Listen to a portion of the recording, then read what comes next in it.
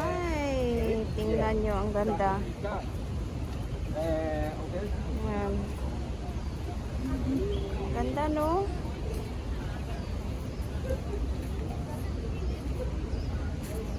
Para siyang plastic, pero hindi siya plastic.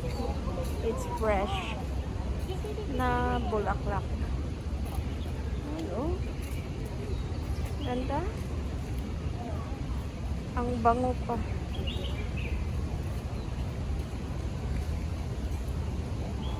Yan.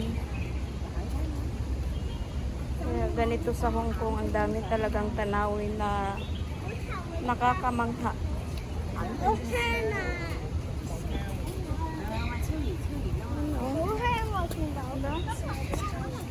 Ganda.